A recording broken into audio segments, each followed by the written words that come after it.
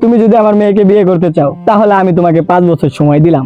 এই 5 বছরের ভিতর তুমি যদি সফল হয়ে আমার সামনে আসতে পারো, আমার মেয়েকে তোমার হাতে তুলে দিব।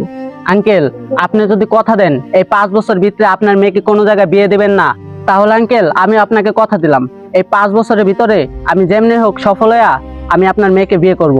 আচ্ছা, তাহলে কথা ওটাই রইলো। ঠিক আছে আঙ্কেল।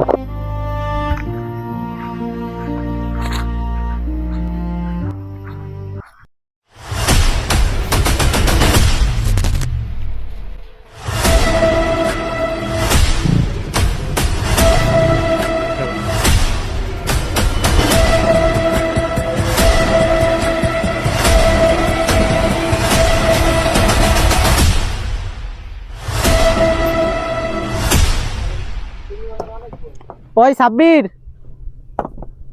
তোরা তো আমি সবকিছু কইছি, আর সেই কথা অনুযায়ী কালকে আমার 5 বছর পূরণ হইব।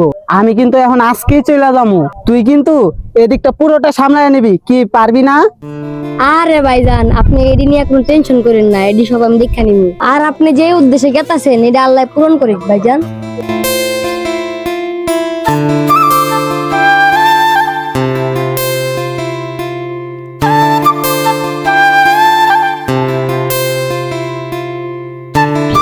আরে বেটা, এইটাতে হাইটা বড়, এই দেখ কত টানি জুম দিলে আর মারে বাপ, এটা বাঙালি হইলে একটা ভালো হইতো।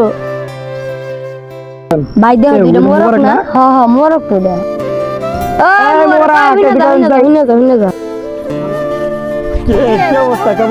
কিরে বন্ধু, তোরা কেমন আছোস? আমরা তো ভালোই আছি, তুই 5 বছর কই আছিলি? আমি জেনে আসছিলাম অনেক ভালো আছিলাম, আর তোরা একটু পরেই বুঝতে পারবি আমি কই আছিলাম। আর তোরা থাক বন্ধু, আমি করিম চাচার বাড়ি থেকে আসি। হ্যাঁ বন্ধু, এতদিন পরে গ্রামে আইসোস, আই আই করিম চাচার বাড়ি যাবি কিনলি গা?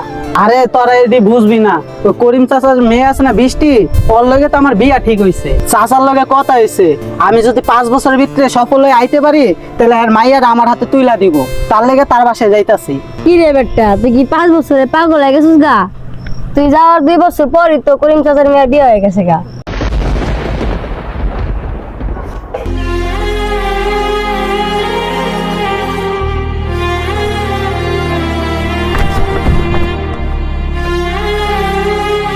এই বেটা, এই বেটা, কে হইছে তোর? এই মোরা, মোরক, এই এই মোরক, ওঠ ওঠ বন্ধু, ওঠ ওঠ, এই মোরক মোরক এই মোরা, মোরক, মোরা চকুল কি হলো? বৃষ্টি কই আমার?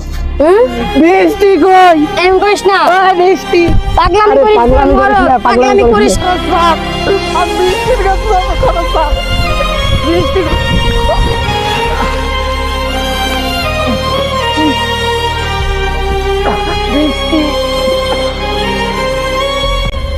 এভাবে করেই একটি মেয়ের জন্য ধ্বংস হয়ে যাচ্ছে হাজারো ছেলের জীবন, নষ্ট হয়ে যাচ্ছে সমাজ।